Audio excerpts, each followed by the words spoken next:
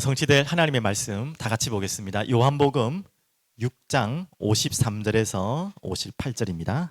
요한복음 6장입니다. 우리 아이들도 다 찾읍시다. 요한복음 6장 성경을 보겠습니다.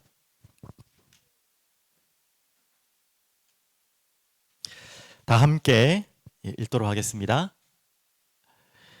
예수께서 이르시되 내가 진실로 진실로 너희에게 이르노니 인자의 살을 먹지 아니하고 인자의 피를 마시지 아니하면 너희 속에 생명이 없느니라. 내 살을 먹고 내 피를 마시는 자는 영생을 가졌고 마지막 날에 내가 그를 다시 살리리니 내 살은 참된 양식이요 내 피는 참된 음료로다. 내 살을 먹고 내 피를 마시는 자는 내 안에 거하고 나도 그의 안에 거하나니 살아계신 아버지께서 나를 보내심에 내가 아버지로 말미암아 사는 것 같이 나를 먹는 그 사람도 나로 말미암아 살리라. 이것은 하늘에서 내려온 떡이니 조상들이 먹고도 죽은 그것과 같지 아니하여 이 떡을 먹는 자는 영원히 살리라. 아멘. 잠시 기도하겠습니다. 주님 감사합니다. 오늘 부활주일로 또 성찬 예식으로 하나님께 영광 돌립니다. 주님 살아계시고 또 우리와 함께 하심을 오늘 예배를 통해 또 한 번 더 확인하는 은혜의 시간 되게 하여 주시옵소서. 예수 그리스도 이름으로 기도합니다. 아멘. 오늘 제목입니다.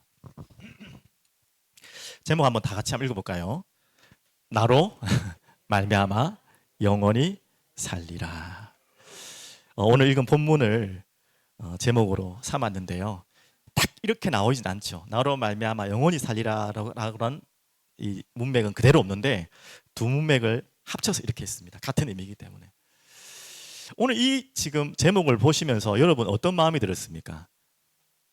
여기 계신 분들은 아멘 하셨겠지만 혹여 여러분들이 또 기도하는 분들 중에서 누군가가 여러분들이 이렇게 메시지하거나 이렇게 얘기할 때 예수님을 말미암아 영원히 살 수 있습니다 라고 말할 때 아마 뭐 가까운 분들은 피식 웃을 것 같고요. 안 믿는 분들 말합니다. 좀 먼 분들은 네 그러겠죠. 예.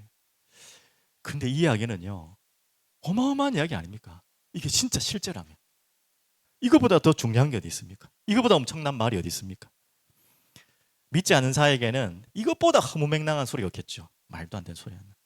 너희들끼리 좋은 이야기 한다 하겠지만 정말 이게 사실이라면 이건 엄청난 일입니다. 엄청난 말입니다. 그래서 서론에 오해하지 마시고 잘 보십시오. 의심하라. 의심하면 안 되죠. 왜 의심하라고 합니까? 여기서 의심하라는 것은 부활을 의심하라는 말이 아니라 여러분 자신을 잠시 한번 의심해 보시기 바랍니다. 질문해 보시기 바랍니다. 우리 아이들 특히요. 한번 내 자신한테 한번 물어봐요. 의심이라는 표현이 조금 이상하지만 나는 정말 부활을 믿고 있는가? 예수님 살아나신 게 진짜 믿어지는가? 아이들뿐만 아니에요. 아이들은 솔직해서 그대로 이야기해요. 잘 안 믿어지는데요. 믿어졌다 안 믿어졌다 하는데요. 모르겠는데요. 솔직한데요. 아이들도 문제라고 우리가 생각하는데 아이들이 문제가 아니에요. 어른들이에요. 안 믿어지면서도 그렇게 잘 모르면서도 부끄러워서라도 아멘 하는 분들이 오늘 이 말씀을 이 질문을 꼭 하시길 좋겠습니다. 나는 정말 믿어지는가? 제가 이번 주 부활주일 메시지를 준비하면서 하나님 강력하게 주신 말씀이에요. 또 기도 제목이었어요. 너 메시지 전해야 되는데 너 진짜 믿냐? 당연하죠 하나님 하면서도 한 번 더 질문을 하게 되더라고요. 정말 내가 어떻게 믿고 있을까? 제가 하나님 그 질문을 하다 보니까 저도 우리 사랑하는 성도님들께 질문하고 싶더라고요. 우리 성도님들 정말 부활이 믿어지십니까? 대답하기 좀 쉽지 않겠죠. 부끄럽기도 하겠죠. 혹시나 좀 애매한 분들은 혹시 내가 믿고 있다고 착각하는 건 아닙니까? 괜히 여러분들을 불신앙을 조장하려는 의심을 심으려는 말이 아니에요. 믿음을 흔들려는 게 아니에요. 반대예요. 진짜 흔들리지 않는 믿음을 세우기 위해서 이 질문을 반드시 하셔야 돼요. 그걸 먼저 내 자신을 두고 의심하. 내가 진짜 믿고 있는가? 혹시 그렇지 않습니까? 그냥 적당히 믿는데 믿어진다고 생각한 거 아닙니까? 아니면 믿어졌다가 안 믿어졌다 그런 거 아닙니까? 혹시 그런 분은 없겠죠. 솔직히 잘 안 믿어집니다 라는 분도 계시지 않습니까? 오늘 이 질문은 너무 중요한 질문입니다. 이 질문에 대한 답을 가져야지 오늘 제목의 답이 나온다니까요. 나로 말미암아 영원히 살리라. 여러분, 이 답을 찾으려면 이건 엄청난 답입니다. 이 진짜 메시지는 우리에게 엄청난 메시지예요. 그런데 이게 여러분들에게 흔들린다, 왔다 간다, 이거는 큰일 날 일이죠. 그래서 오늘부터라도 새로 시작하십시오. 하나님 앞에 질문하시고 간절하게 간구하십시오. 내가 적당하게 믿어지시는 분들도 다시 한번 여러분 자신을 자세히 한번 보라니까요. 하나님 앞에 다시 질문하시면 되겠습니다. 왜 이렇게까지 이야기하냐면 그만큼 이 부활이라는 이 어마어마한 메시지가 쉽게 우리의 노력과 머리로 믿어지는 건 아니에요. 그렇다고 해서 제가 자꾸 의심하라고 하니까 또 고민해보고 생각하고 막 머리 굴리라는 말이 아니에요. 그러면 더 불신앙 들어와요. 당연히 우리가 깊은 묵상을 해야겠지만 하나님께 간구하셔야 돼요. 이게 내 머리로 계속 꼴똘하게 생각한다고 믿어야지 한다고 믿어지는 게 아니고 그럴수록 더 안 믿어져요. 더 의심이 가요. 그렇게 하라는 말이 아닙니다. 하나님 정말 성령께 의지하고 맡기는 우리 아이들도, 알았죠? 억지로 믿으라는 말이 아니에요. 부모가 믿으라고 하니까 믿지 말고 하나님께 질문하세요. 성령 하나님께 여러분 간절하게 간구하십시오. 그 시간을 이번 부활주일 오늘부터라도 이 말씀 받은 시각부터라도 새로 시작하십시오. 왜 이야기를 했냐면 하물며 3년을 따라라 했던 제자들도 안 믿었다니까요. 그들도 안 믿었으니까 우리가 조금 이제는 좀 죄책감은 드시고요. 이거는 믿어져야 되는 거지 믿어야 되는 게 아니에요. 믿어야 된다고 믿어지는 게 아니에요. 진짜 하나님의 은혜로 믿어져야 되는 것이지. 제자들 동안 여러분 아시지 않습니까? 하물며 예수님이 운명한 십자가에 달리시기 전부터 내가 죽을 거고 3일 만에 살아날 것이라 몇 번을 말씀했어요. 들었어요. 안 믿어졌어요. 믿은 척하고 있었어요. 우리도 혹시 그렇게 앉아있지 않습니까? 결국 안 믿었다는 증거가 언제 나오죠? 부활하신 그 예수님을 가장 먼저 본 자들이 제자들에게 찾아가서 말했다니까요. 예수님 무덤에 안 계신다, 살아나셨다는데 뭐라고 했죠? 제자들이 듣고도 믿지 않았어요. 참 우습게 얘기했다니 그 말을.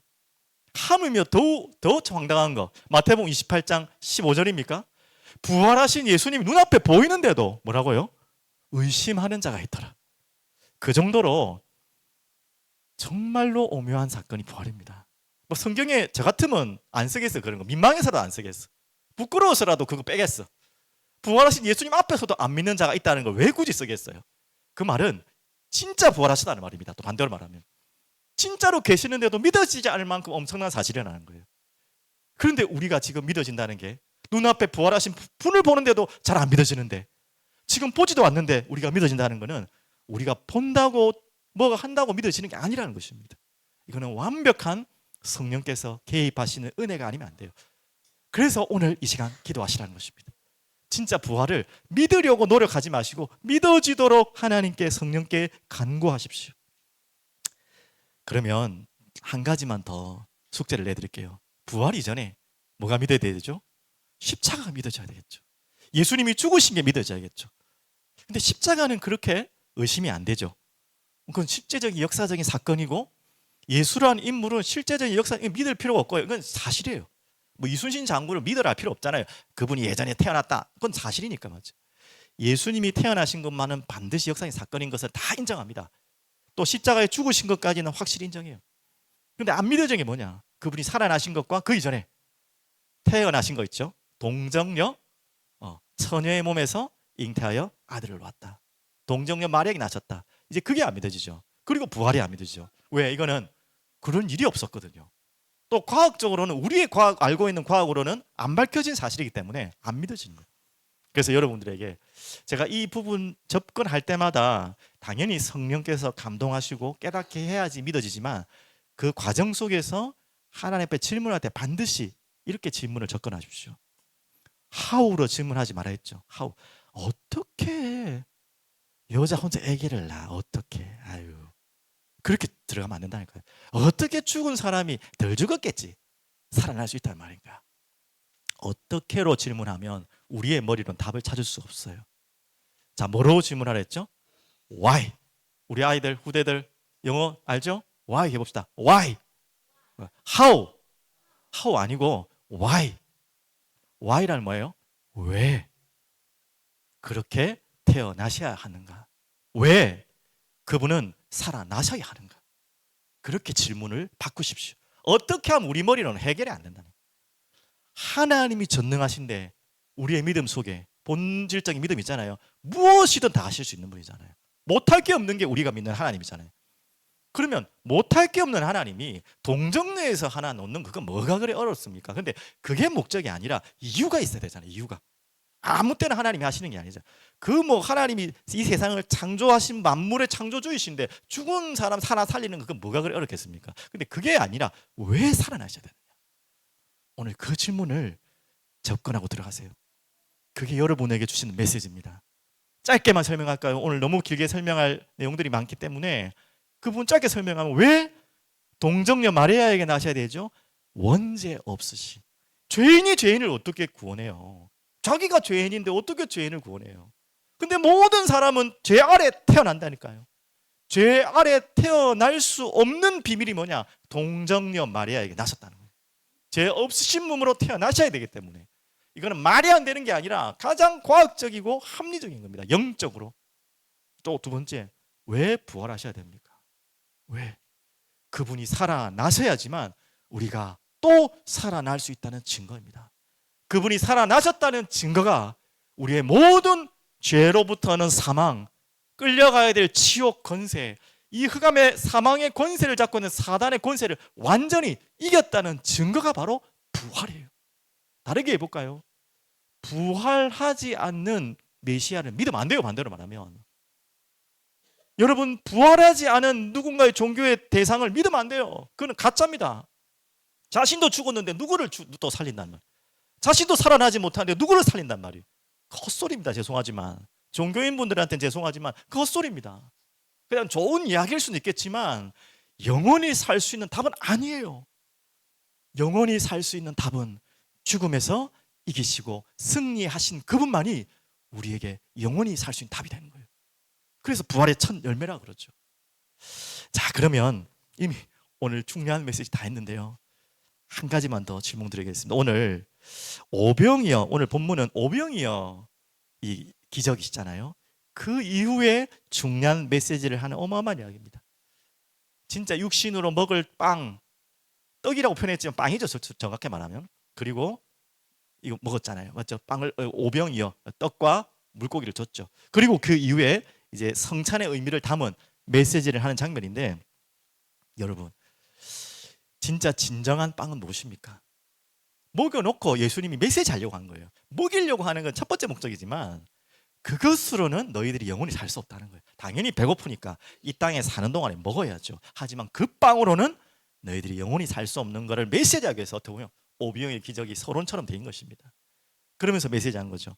무엇을 먹으라 했죠? 영원히 목마르지 않은, 배고프지 않은 빵이 있대요. 떡이라고 표현했지만 그게 누구라고 그랬습니까? 우리 아이들 알아요? 육신의 빵은 다 먹으면 또 배고파, 또 먹어야 돼. 하지만 이 떡은, 이 빵은, 이 잔은 먹고 마시면 영원히 배고프지 않는, 목마르지 않는 빵이 있고 떡이 있어요. 잔이 있어요. 그게 누굽니까? 오늘 그 이야기입니다. 바로 예수 그리스도입니다. 그래서 썩을 양식, 없어지는 양식을 위해서만 살지 말라는 말이에요. 썩지 않을 영원한 양식을 위해서 너희들이 살아가는 것입니다. 근데 우리가 부활하신 주님을 믿으면서 그렇게 살아갑니까? 잘 안 그렇게 되죠. 우리 아이들 예전에 많이 메시지 할 때 또 여러분들에게도 비유로 또 사건으로 이야기한 것 같은데요. 원숭이 잡는 법 알아요? 아프리카 무슨 원숭인지 잘 모르겠는데 원숭이 잡는 법 다 기억나시죠? 원숭이 잡는데 총으로 쏘면 죽잖아. 산채로 잡아요. 너무 똑똑해. 총으로 쏘면 죽으니 산채로 잡는 방법. 그런데 우리가 그 원숭이를 잡을 만큼 나무를 잘 타지도 못하잖아. 빠르지도 않아요. 우리가 맨손으로 잡기는 정말 어려워요. 뭐 진짜 말로 총으로 잡거나 그물로 잡지 않거나. 근데 너무 쉽게 잡는 게 있어요. 이제 잘 들어봐. 죽지 않고 어떻게 하냐면 이렇게 나무 같은 데다가 이렇게 보자기를 하나, 입구가 굉장히 좁은 보자기를 탁 놔둬요. 그 안에 원숭이 가장 좋아하는 거 뭐 좋아하죠 보통? 뭐 바나나 예를 듭시다. 바나나 뭐 뭉텅이를 막 바나나 뭉텅이를 갈아놔. 그럼 원숭이가 딱 알고 손을 딱 집어넣습니다. 잡았습니다. 자, 뺍니다. 나올까 안 나올까? 입구가 좁아. 안 나와. 자, 그걸 계속 원숭이가 빼려고 막 발버둥을 치는 거야. 그러다가 이제 그 사냥꾼이 와가지고 딱 와. 그럼 원숭이 어떻게 해야 돼? 빨리 손을 빼고 도망가야겠지. 그랬죠? 근데 그 원숭이가 어떻게 해요? 안 놔요. 그 바나나를 안 놓는 거예요. 사냥꾼이 바로 앞에 있는데도 안 놔요. 그 재빠르고 영리하고 얼마나 똑똑해요. 재빨라요. 그냥 사냥꾼이 목덜미를 툭 잡고 툭 집어넣고 가더라니까요. 영상에. 원숭이가 그 정도로 머리가 나쁜 애가 아니에요. 또 느린 애가 아니에요. 순발력이 없어서 그런 게 아니에요. 왜 그랬죠? 왜 원숭이가 그 손을 놓지 못할까요? 네, 바나나 때문에. 바나나 때문에. 그 썩을 양식 잡아 먹으려고 자기의 목숨을 바꾼 거예요. 잠시 먹고 배부를 것 가지고. 자, 이게 원숭이 이야기입니까? 우리 이야기입니까? 대답 안 하네요. 자존심 있네요. 여러분들은 아니겠지만 우리 이야기예요. 안 그렇습니까? 우리가 그 썩을 양식 잡고 못 나가지고 영생을 빼앗기는, 원생을 놓치는. 영원한 생명의 떡이 있는데 그 영원한 생명의 떡엔 관심 없고 지금 당장 배부를 거, 그 썩어 없어질 거 붙잡고 안 놓고 죽는지도 모르고 살아간다는 것입니다. 오늘 여러분 이 부활의 메시지가 믿어지지 않으면 우리도 원숭이처럼 살다 가는 거예요. 원숭이처럼 끌려가는 거예요. 어딘가에 끌려가 사는 거예요. 오늘 이게 나중에 우리 주일학교 메시지 때 다시 한번 물어볼까요? 원숭이처럼 살지 맙시다. 옆에 한번 인사합시다. 원숭이처럼 주일날 이런 인사 다 해보네요. 참. 절대 그러지 맙시다. 자, 그러면 이제 방금 말했던 것처럼 썩어 없어질 양식 붙들고 영원한 거 빼앗기지 말고 영원히 썩지 않을 양식 대신 누구죠? 예수 그리스도를 오늘 먹고 마십시다. 또 이상한 이야기죠. 나중에 우리 후대들 물어봅니다. 예수님을 먹고 마신다는 무슨 말인지. 식인종 아니에요. 우리는 그런 말이 아니에요. 예수님을 먹고 마신다. 자, 첫 번째 대지 한번 볼까요? 내 살을 먹고 내 피를 마시는 자. 여기까지 공포 영화죠. 이게 뭔 이야기냐? 갑자기 드라큘라 이야기인지 뭔가. 절대 그게 아닙니다. 오늘 무슨 이야기인지 보십시오. 예수님이 직접 말씀하셨어요. 자신의 살을 먹고 자신의 피를 마시는 자는 뭐 한다고요? 영원히 살리라. 알겠죠? 자, 처음부터. 그럼 이게 무슨 말이냐? 내 살을 먹고 내 피를 마신다는 그 살과 피가 무슨 의미를 말하는 것입니까? 자, 뭐였죠? 무슨 단어죠? 앞에 나와 있잖아요. 같이 한번 고백해 볼까요? 시작. 십자가. 우리 아이들도 봅시다. 십자가. 내 살과 내 피를 의미하는 것은 뭐냐? 자신이 찢기실 살과 피를 말하는 것이고요. 결국은 무엇을 말하는 것이죠? 십자가를 이야기하는 것입니다. 그래서 요한복음 13장 1절, 요한복음 지금 다들 펴고 계실 거니까 한번 살짝만 넘겨보시면 이렇게 나옵니다. 십자가 도대체 무슨 의미입니까? 제가 한번 읽어드릴게요. 6월절 전에 예수께서 자기가 세상을 떠나 아버지께로 돌아가실 때가 이른 줄 아시고 이제 십자가에 달리실 직전에 그 이야기입니다. 세상에 있는 자기 사람들을 사랑하시되 어떻게 사랑하신다고요? 끝까지 사랑하시니라. 이 십자가에 자신의 살과 피를 들이신 이유가 뭐라고요? 우리를 사랑하시는데 어떻게 사랑하신다고요? 끝까지. 금요일 날도 말씀드렸습니다. 끝없는 영원한 사랑으로 우리에게 나타나신 것이 바로 십자가의 살과 피입니다. 자, 그러면 이 의미가 무슨 의미인지 지금 성경 구절들이 뒤에 적혀 있는데요. 한 구절 한 구절씩 제가 찾아놨습니다. 같이 한번 보겠습니다. 이 십자가의 의미가 무엇인지, 어떻게 예수님이 우리를 끝까지 사랑한다고 했는데 그 십자가에 죽으신 것이 어떻게 우리를 끝까지 사랑하시는 것인지, 왜 그것이 사랑인지. 갈라디아서 3장 13절 한번 다 같이 볼까요? 그리스도께서 우리를 위하여 저주를 받은 자 되사 율법의 저주에서 우리를 속량하셨으니 기록된 바 나무에 달린 자마다 저주 아래 있는 자라 하였습니다. 저주를 받았답니다. 예수님이 저주받을 분입니까? 저주받아도 되는 분입니까? 그럴 분이 아니에요. 받을 이유도 없고 받아도 되는 분이 아니에요. 그런데 나무에 달리셨어요. 신명기에 나오는 말씀입니다. 그 말씀을 갈라디아에서 인용한 거예요. 나무에 달린 자마다 저주받은지라. 누구를 위해서 저주받았다는 거죠? 누구의 저주를 대신해서? 내가 저주받아야 되고 내가 저주받아야 돼. 그것을 대신해서 예수님이 저주받으신 것입니다. 그것이 바로 하나님이 우리에게 말씀하시는, 예수님이 여러분에게 말씀하시는 끝까지 끝없이 영원히 사랑하신 그 사랑입니다. 자, 그러면 그것뿐만 아니죠. 이 예수님의 십자가는 또 어떤 의미가 있습니까? 다 같이 한번 읽어볼게요. 그러므로 형제들아, 우리가 예수의 피를 힘입어 성소에 들어갈 담력을 얻었나니. 이제 예수의 피를 힘입어 예수의 피를 먹고 마시는 자는 그 성소로 들어갈, 하나님께로 갈 수 있는 완벽한 길이 열렸다는 거예요. 자, 그래서 20절. 그 길은 우리를 위하여 휘장 가운데 열어놓으신 새로운 살 길이요. 휘장은 그의 육체니라. 그의 몸이 십자가에 못 박히시며 찢기셨을 때 그 동시에 어떤 일이 난지 아십니까? 누가복음, 마태복음, 복음서에 다 나오죠. 성전의 휘장이 위에서 아래로 쫙 찢어졌어요. 예수님의 살이 찢기는 그 순간에 성전의 휘장이 찢어졌어요. 왜 찢어져야 되죠? 그래야지 하나님께로 가는 새로운 살 길이 열리는 것입니다. 그래서 그분이 길이요 진리요 생명이라고 하신 것입니다. 그것이 바로 십자가입니다. 또 십자가의 의미는 무엇입니까? 골로새서 2장 14절 다 같이 읽어보겠습니다. 우리를 거스르고 불리하게 하는 법조문으로 쓴 증서를 지우시고 제하여 버리사 십자가에 못 박으시고, 이 부분은 좀 설명이 필요하죠. 법조문이 뭐고 증서가 뭐냐 하지만 한마디로 여러분과 제가 영원히 죽어야 될 사망 선고 법조문이에요. 여러분은 법원에 간 적이 없죠. 당연히 그러시면 안 되겠죠. 재판을 받아본 적이 없죠. 근데 여러분이 재판을 받았는데 당신은 사형이다. 절대 그런 거 없겠지만 그렇게 재판에 문서를 썼단 말이죠. 남의 얘기 같지만 원래 우리 이야기입니다. 여기 계신 모든 분 저를 비롯해서 사망이 아니고 뭐죠? 사형.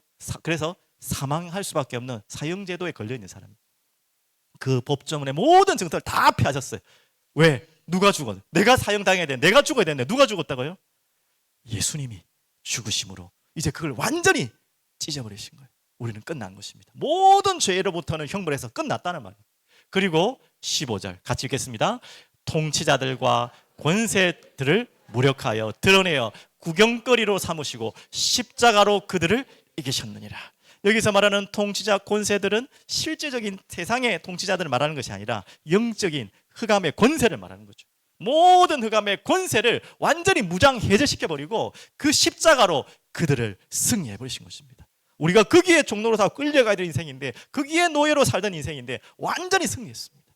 바로 이게 십자가입니다. 그래서 내 살을 먹고 내 피를 마시라는 거예요. 바로 십자가. 그래서 그분이 우리 위해 찢기시고 피 흘리신 것입니다. 먼저 이게 믿어져야겠죠. 이게 무슨 의미인지를 알아야겠죠. 그러면 두 번째, 내 살과 내 피는 아는데 먹는다란 말이 무슨 말입니까? 자, 여기에서 많은 오해가 있었죠. 실제로 그 초대교회에 이 말을 하니까 지금도 읽어본 제자들 가운데서도 하물며 이 말을 하니까 못 알아듣는, 너무 어렵도다 하고 떠나가 버렸어요. 그 뒤에 읽은 구절인데, 하물며 믿지 않는 유대인들 이런 바리새인들 불신자들은 어떻게까지 말했냐? 저들은 아까 말한 거 식인종이다까지 말할 정도로, 그게 말 정도로 이해가 안 되는 거예요. 지금 그 말이 아닌데, 그래서 살리는 것은 영이니 육은 무익함이라, 영적으로 메시지를 듣지 못하니까 그렇게 해석한 거죠. 근데 이 말이 무슨 말입니까? 먹는다. 오늘 내 살을, 내 피는 뭔지 아는데 그걸 먹으란 말이 무슨 말입니까? 오늘 이제 잘 나와 있죠. 자, 성경 구절 보시면 56절에, 오늘 본문에 보시면 56절 한번 성경 보시고 보시면 되겠습니다. 내 살을 먹고 내 피를 마시는 자는 내 안에 거하고 나도 그의 안에 거하나니. 자, 쉽게 말하면 나와 있지만 먹는다는 말은 믿는다라는 말입니다. 우리가 먹는다는 말은 믿는다는 말이에요. 근데 이 믿는다라는 말을 조금 더 구체적으로 설명할게요. 도대체 믿는다는 것이 무엇이고 믿을 때 일어난 일이 무엇인지, 이 믿는다란 말이 오늘 먹는다라는 말로 쉽게 해석하면 되겠는데요. 이렇게 조금 해석하면 되겠는데요. 실제로 아까 서론에 질문하는 것처럼 여러분 이 예수 그리스도의 부활을 믿습니까? 정말 알고 있습니까? 이제 여러분이 들었기 때문에, 알기 때문에 아멘으로 은혜로 고백했겠지만, 들었기 때문에 아는 복음 정도가 아니라 만지는 복음, 진짜로. 그리고 보는 복음, 그래서 내 안에 먹는 복음. 그래서 어느 정도 그 먹는다라는 말이 내게 믿어지고 확인되냐면, 요한복음 또 살짝만 넘겨보시면 16장 21절 22절 제가 한번 읽어드리겠습니다. 요한복음 16장. 여러분이 예수를 믿는다는 말이 어떤 의미인지, 그냥 믿습니다, 가벼운 이야기가 아니에요. 진짜 예수를 내가 먹는다, 살과 피를 먹는다는 말은 이 정도의 믿음이 내게 오는 것입니다. 21절에 이렇게 나옵니다. 여자가 해산하게 되면 그때가 이르렀으므로 근심하나 아기를 낳으면 세상에 사람 난 기쁨으로 말미암아 그 고통을 다시 기억하지 아니하느니라. 분명히 고통이 있겠지만 그 뒤에 새 생명이라는 해산의 생명이기 때문에 고통을 이기지 않습니까? 산모들이. 그걸 비유한 거죠. 그러면서 우리에게 주신 메시지 22절입니다. 지금은 너희가 근심하나. 왜? 예수님이 십자가에 달리실 것이기 때문에. 내가 다시 너희를 보리니, 부활이시죠. 너희의 마음이 기쁠 것이요 너희의 기쁨을 빼앗을 자가 없으리라. 부활과 성령의 내주를 동시에 하는 말씀이죠. 여러분이 믿는다는 말은 이것입니다. 예수님을 먹는다는 말은 실제로 그냥 관념상 머리로 굴려가지고 아이고 믿어야지가 아니라 실제로 그분이 내 안에 함께 하시는 것입니다. 그 이야기입니다. 그래서 가장 이해하기 쉬운 게 떡을 먹고 잔을 마신 거예요. 오늘도 예배 메시지 이후에 바로 이 옆에 있는 성찬을 준비하는데요. 먹고 마실 것입니다. 우리에게는 육신의 빵이 들어가고 육신의 잔이 넘어가겠지만 그 의미를 생각하면서 우리는 뭘 생각하는 거죠? 실제로 예수의 살과 피가 내가 믿어지고 내 안에 거하는 거예요. 가장 설명하기 좋은 방법으로 설명한 것입니다. 단순한 머리가 아니라 실제로 그분이 내 안에 나와 함께 하신 겁니다. 이걸 얼마나 정확하게 믿었냐면 우리가 배웠지만 요한 1서에 이 사도 요한이 요한을 복음에 쓴 사도 요한이죠. 1서에 이렇게 나옵니다. 요한 1서 1장 1절에 4절 제가 읽어드릴게요. 태초부터 있는 생명의 말씀에 관하여는 우리가 들은 바요 먼저 들어야겠죠. 눈으로 본 바요 실제로 봤겠지만 우리가 보는 것만큼 자세히 보고 우리의 손으로 만진 바라. 우리는 이렇게 믿는 것입니다. 이 생명이 나타내신 바 된지라 이 영원한 생명을 우리가 보았고 증언하여 너희에게 전하노니 이는 아버지와 함께 계시다가 우리에게 나타나신 바 된 이시니라. 우리가 보고 들은 바를 너에게도 전함은, 자 이제 중요한 이야기죠. 만지고 보고 듣고 이게 무슨 목적이죠? 우리와 사귐이 있게 하려 함이니 우리의 사귐은 아버지와 그 아들 예수 그리스도와 더불어 누림이라. 그러면서 4절에 우리가 이것을 쓰면 우리의 기쁨이 충만하게 하려 함이라. 지금 조금 어렵게 이해하실지 모르겠지만 공통적인 지금 여러분들에게 전달하는 메시지가 있어요. 여러분이 정말로 예수 그리스도를 믿는다면 여러분 가슴과 영혼에는요 기쁨이 넘칠 수밖에 없어요. 아유 좋을 때 기쁘죠. 그 말이 아니에요. 어떤 일이 있어도 어떤 죽음 앞에서도 기쁠 수 있는 영원한 답을 가진 게 바로 믿는 것입니다. 오늘 여러분에게 그 믿음이 있길 바랍니다. 그냥 들은 소리 말고 어디서 많이 하여튼 메시지 정리한 거 말고 그것이 시작이지만 진짜 만지고 보고 내 안에 거하시는, 내 안에 실제로 계시는 그 하나님을 믿는, 그 살과 피를 먹는 그가 내 안에 내가 그 안에 계시는 그 예수님을 오늘 믿어지는 은혜가 있기를 간절히 축복드립니다. 자 그러면 두 번째, 이렇게 답을 가진 자는 오늘 답이죠. 오늘 제목이기도 합니다. 어떤 답이 있다고요? 나로 말미암아 영원히 살리라. 한 번 더 고백할까요? 나로 말미암아 영원히 살리라. 그 나는 예수님인 거 알죠? 정말 예수님의 살과 피를 먹은 자는 그분으로 인해서 영원히 살게 되는 것입니다. 자 이게 무슨 말입니까? 이것을 바로 부활이라고 그래요. 같이 우리는 영생을 같이 넣었어요. 부활하는 것은 당연히 영생이 전제된 것이죠. 또 부활해서 영생하기 위해서 우리가 부활하는 거죠. 그래서 오늘 54절에 이렇게 말씀하고 있습니다. 내 살을 먹고 내 피를 마시는 자는 영생을 뭐 했다고요? 네. 언젠가 오는 것이 아니고 가졌고 마지막 날에 내가 그를 다시 살리리니. 55절에는요 58절에 보면요 이렇게 나옵니다. 이것은 하늘에서 내려온 떡이니 조상들이 먹고도 죽은 그것과 같지 아니하여 이 떡을 먹는 자는 뭐라고 했죠? 영원히 살리라. 아멘이시죠? 6장 35절에도 있습니다. 바로 앞쪽으로 보시면 예수께서 이르시되 나는 생명의 떡이니 내게 오는 자는 결코 줄이지 아니할 터요 나를 믿는 자는 언제까지 목마르지 아니하리라? 잠시입니까? 아니에요. 영원히 목마르지 아니하리라. 바로 이 답이 우리에게 주어진 답입니다. 또 한 구절 더 볼게요. 11장 25절 26절 요한복음입니다. 조금만 더 뒤로 넘기시면 우리가 제일 잘 알고 있는 유명한 본문이죠. 11장 25절 26절 제가 읽어드릴게요. 예수께서 이르시되 나는 부활이요 생명이니 나를 믿는 자는 죽어도 살겠고 무릇 살아서 나를 믿는 자는 영원히 죽지 아니하리니 이것을 내가 믿느냐. 바로 이게 영생입니다. 그분을 우리가 먹고 마실 때에 진짜 믿을 때에 우리에게 찾아오는 것이 부활의 생명, 영원한 생명이 우리에게 시작된 것이죠. 그러면서 너무 많은 구절들인데요. 이 부분은 같이 한번 꼭 봤으면 좋겠습니다. 고린도전서 15장 3절 4절. 부활장이라고 하는 유명한 장이고요. 부활을 믿지 않는 고린도 교회, 부활을 믿지 않는 자들이 일어났어요. 부활을 의심하는 자들이 있어요. 그들에게 바울이 한탄하면서 이 부활하신 주님을 만난 바울이 간증하며 증거한 내용이 바로 고린도전서 15장인데요. 다는 못 읽고요. 특별히 3, 4절 찾았습니까? 고린도전서 15장 3, 4절 같이 한번 읽어보겠습니다. 내가 받은 것을 먼저 너에게 전하였노니 이는 성경대로 그리스도께서 우리를 위하여 죽으시고 장사 지낸 바 되셨다가 성경대로 사흘 만에 살아나사. 분명히 나있죠. 또 20절 22절 보겠습니다. 15장 20절부터 22절 바로 옆에 있죠. 다 같이 한번 읽어볼게요. 그러나 이제 그리스도께서 죽은 자 가운데서 살아나사 잠자는 자들의 첫 열매가 되셨도다. 사망이 한 사람으로 말미암았으니 아담이죠. 죽은 자의 부활도 한 사람으로 말미암노다. 예수 그리스도죠. 아담 안에서 모든 사람이 죽은 것 같이 그리스도 안에서 모든 사람이 삶을 얻으리라. 22절까지만 보면 되겠습니다. 이렇게 분명히 약속하고 있습니다. 그리고 한 구절만 더 보겠습니다. 53절, 54절. 고린도전서 15장 53절, 54절. 오늘은 시간 관계상 읽고 지나가는데 여러분 반드시 이번 주간에 고린도전서 15장 깊이 묵상하셔야 돼요. 요한복음 6장과 53절, 54절 같이 읽겠습니다. 이 썩을 것이 반드시 썩지 아니함을 알겠고 이 죽을 것이 죽지 아니함을 입으리로다.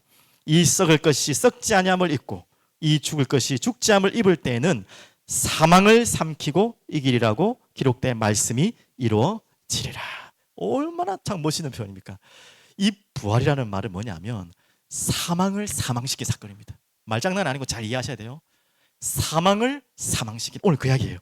사망이 어디에 있냐? 사망을 승리한, 사망이 사망되는, 사망이 장례식하는 그날이 바로 부활의 비밀을 가진 우리에게 주신 축복입니다.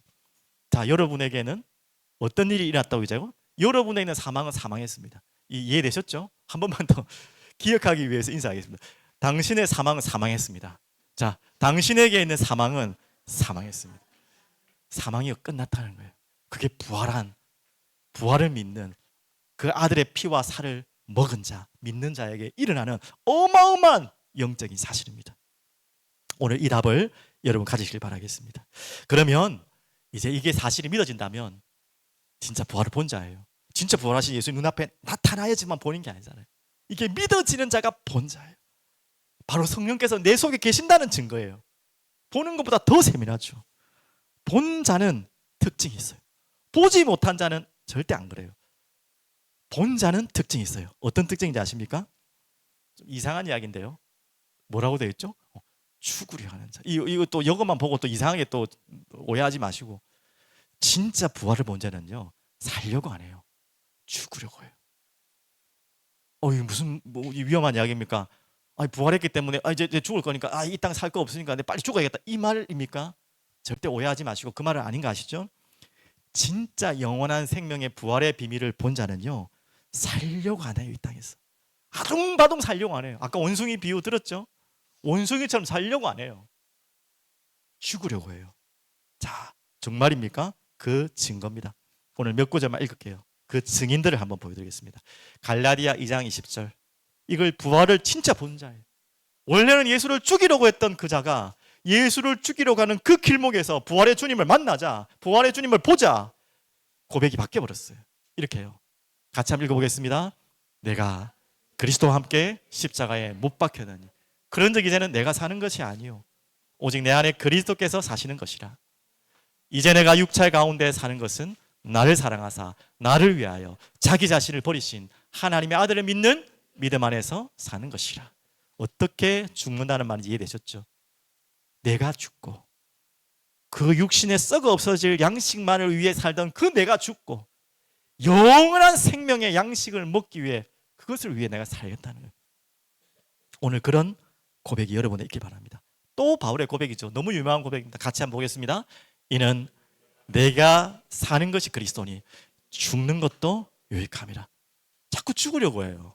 뭘 죽으려고 한다는 말입니까? 이 땅에 사는 게 이젠 필요 없다, 쓸모 없다 그 말이 아닙니다. 이렇게 죽으려고 해요. 진짜 부활을 보고 영생을 본 자는요, 그것에 죽으려고 해요. 이게 안 보인 자는 자꾸 살려고 해요. 어떻게 하든 살려고. 한 구절만 더 보겠습니다. 15장 33절입니까? 31절입니까? 다 같이 보겠습니다. 형제들아, 내가 그리스도 예수 우리 주 안에서 가진 바 너희에 대한 나의 자랑을 두고 단언하니 나는 날마다 죽는. 뭔 소리입니까 도대체? 부활을 본 자는 그렇게 살아요. 날마다 죽어요. 오늘 이 고백이 여러분에게 은혜로, 또 종교적인 형식으로 막 해야겠다가 아니라 찾아오기를 진심으로 축복하고 기도합니다. 이건 바울 그 특별한 사람들, 이상한 사람만 그런 거 아니에요. 그거 좀 독특한 사람 아니에요. 아닙니다. 제가 더 읽어드릴게요. 사도행전 4장 19절 보시면 안 찾아보셔도 되겠습니다. 제가 한번 찾아드리겠습니다. 바울만이 그렇지 않다는 거. 너무나 많은 인물들이 있지만 제가 몇 명만 말씀드릴게요. 4장 19절 이렇게 나옵니다. 지금 베드로와 요한입니다. 십자가에 도망갔던 그 베드로예요. 그 겁쟁이 베드로입니다. 그 출신. 요한 19절에 나옵니다. 대답하여 이르되 어디에서? 법정 앞에서 예수 이름 말하기만 해라. 이제는 다시는 말하지 말라고 겁박을 주고 하물며 죽일 수도 있는 그 자리에서 뭐라고 하냐? 베드로와 요한이 대답하여 이르되 하나님 앞에서 너희의 말씀을 듣는 것이 하나님 말씀을 듣는 것보다 옳은가 판단하라. 우리는 보고 들은 것을 말하지 아니할 수 없다. 이렇게 하겠어요. 죽을 수 있는데, 죽으려고 환장했지만 이렇게 죽어가는. 그리고 한 구절만 더 읽어드릴게요. 지금 베드로와 요한이죠. 또 두 명만 읽어요. 5장 40절 42절. 지금 초대 교회가 그랬어요. 예루살렘 교회가 5장 40절 42절. 오늘 우리 사랑이 흐르는 교회도 날마다 이 고백하길 바랍니다. 부활을 본 자, 영생을 본 자는요, 살려고 바동바동 사는 자가 아니라 정말 죽으려는 자, 그리스도를 위해 죽으려는 자 되길 바랍니다. 5장 40절 42절. 그들이 옳게 여겨 사도들을 불러 채찍질하며 예수의 이름으로 말하는 것을 금하고 놓으니 다음은 죽이겠다 이 말이죠. 그때 사도들의 반응. 사도들은 그 이름을 위하여 능욕받는 일에 합당한 자로 여기심을 기뻐하면서, 이 기뻐할 일입니까? 공의 앞을 떠나니라. 42절. 날마다 그들이 날마다 성전에 있든지. 한 수 더 뜨네요. 맞죠? 죽이겠다 했는데 그럼 한번 격주로 하든지 한 주에 한 번씩 모이든지 날마다 성전에 있든지 집에 있든지 예수는 그리스도라 가르치기와 전도하기를 그치지 아니하니라. 죽으려고 환장했지만 왜 이럴까요? 바로 부활을 본 자는 이렇게 살 수밖에 없어요. 이렇게 살 수밖에 없어요. 이것이 기뻐요. 환난 당하고 얻어맞는데 기쁘게 여겼더라. 능력받는 일에 합당한 자로 여기심을 받으며 기뻐하면서 공의 앞을 떠나니라. 정신 나간 사람이죠. 보통 사람들이 볼 때는. 오늘 여러분과 제 인생이 정말 이런 인생 되길 바랍니다. 한 가지 질문 드릴게요.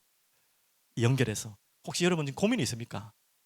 깊은 지금 뭔가 이렇게 좀 불안한 게 있습니까? 다시 한번 제가 질문하는데 없다고 하시는 거짓말 하지 마시고 있잖아요. 제가 여러분뿐만 아니라 그 모든 문제 단번에 없어지는 답을 하나 찾아드릴게요. 에이 목사님 뭐 또 부활 영생 그 이야기입니까? 아니 그 이야기지. 그 이야기 말고 다음 그 전에. 여러분 지금 어떤 고민하는지 모르겠어요. 오늘 오랜만에 또 개업하시는 분들 얼마나 걱정되겠어요. 지금 경기도 안 좋은데 죄송하지만 개척했습니다. 저도 마찬가지. 또 여러분들이 질병을 가지신 분도 있고요. 관계적으로 뭔가 틀어져 가지고 오랜 마음이 아픈 분도 있고요. 경제적인 지금 불안하신 분도 있을 거고요. 자녀들 때문에 걱정하는 분도 있을 거고, 또 아이들은 미래와 공부 얼마나 지금 걱정투성입니까? 그 모든 걸 한 번에 걱정이 안 되도록 제가 이야기해 볼게요. 뭘까요? 내일 죽는다. 당신 내일 죽는다. 그럴 가정입니다. 그럴 일이 없겠지만 그러면 지금 금방 그게 다 문제입니까? 문제 아닙니까? 내일 죽어요. 내일 죽는 날이에요.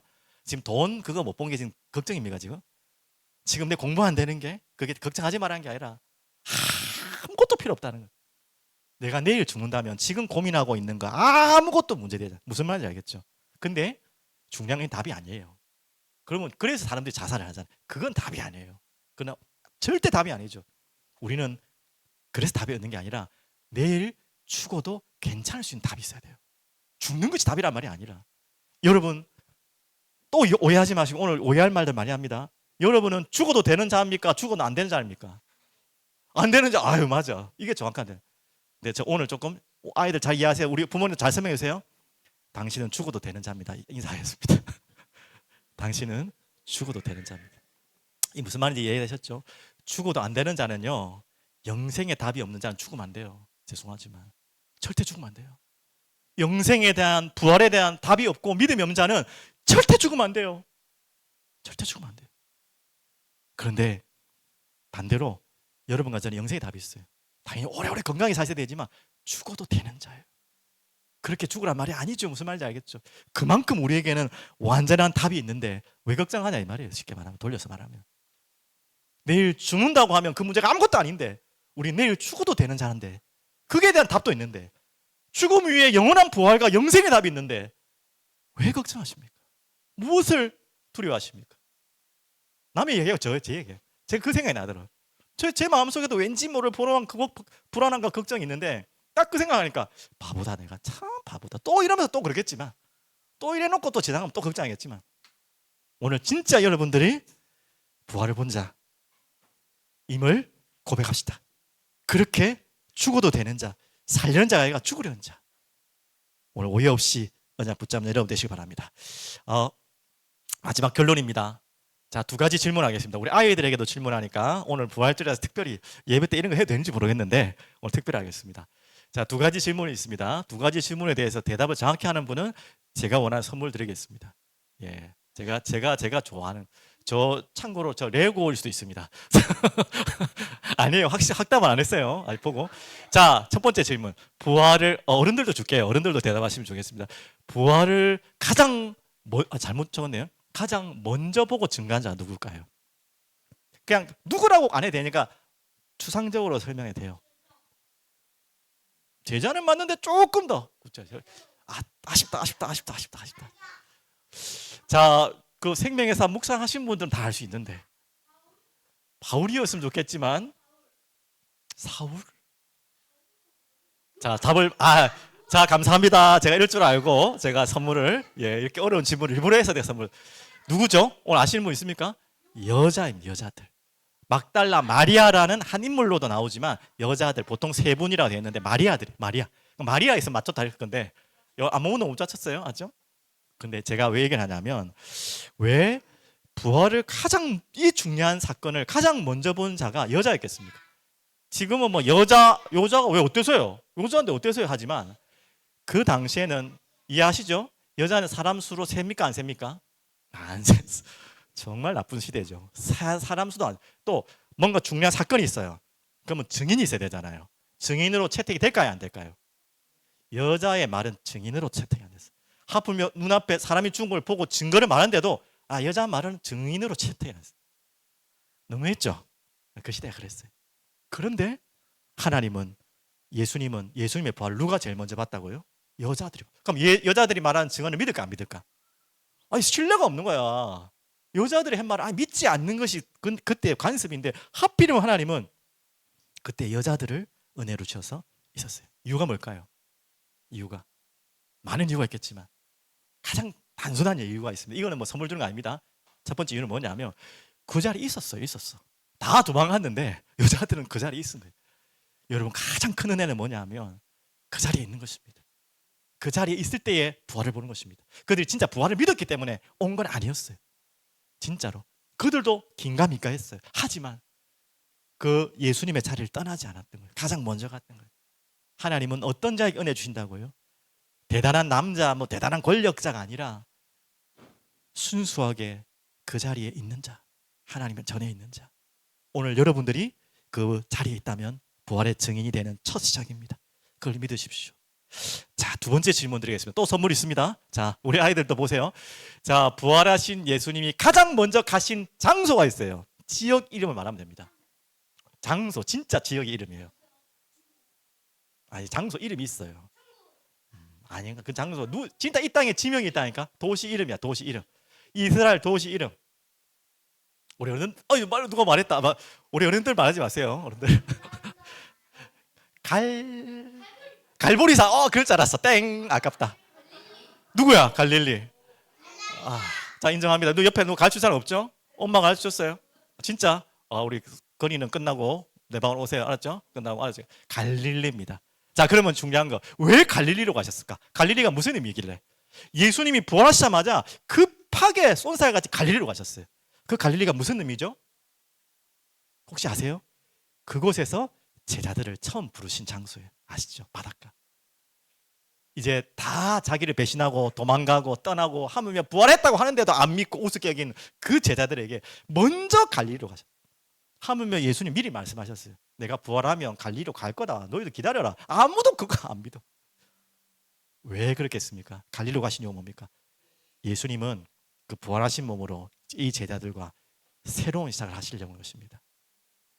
오늘 여러분들이 부활하신 주님을 만나야지 새로운 시작이 돼요. 이 제자들이 처음 예수를 만났지만 이건 진짜 시작이 아니었어요. 진짜 예수에 따르는 제자들, 아까 죽으려고 하고 죽어도 된다고 고백했던 그 제자들이 언제부터 그렇게 됐냐? 도망다니던 제자가 부활하신 주님을 만나고 난 다음부터 달라진 거예요. 나는 왜 이렇게 교회 오래 다니는데 그래도 막 성경도 본다고 하고 뭐 했는데 이게 잘 안 될까요? 하는 분들은 오늘 다시 한번 기도하십시오. 부활하신 주님 보게 해주옵소서. 그때부터 새로 시작되는 거예요. 가장 밑바닥인 그 시야부터 부활하신 주님은 치유하시고 또 도망간 또 고기 잡고 있잖아요. 또 멍청하게 또 고기 잡고 있네. 그 길로 다시 가셔서 그 제자들을 세우시고 또 네가 나를 사랑하느냐 해서 쇼해서 하면서 또 그래서 나를 따라오너라. 또 다시 어린 양을 먹이라. 다시 시작하신 것입니다. 오늘 여러분에게도 어떤 지금 순간에도 부활하신 주님을 만나는 순간부터 새로 시작할 수 있어요. 또 새로 시작하셔야 됩니다. 오늘 이 답을 가지고 승리하시는 여러분 되시기를 간절히 축복합니다. 기도하겠습니다. 살아계신 주님 감사합니다. 오늘 부활의 주님을 만나고 뵙고 또 날마다 확인하는 저희들의 인생 되게 하여 주시옵소서. 오늘 부활주일로 또 성찬 예식으로 하나님께 영광 돌립니다. 주님의 나라가 임하는 시간 되게 하여 주시옵소서. 예수 그리스도 이름으로 기도합니다. 아멘.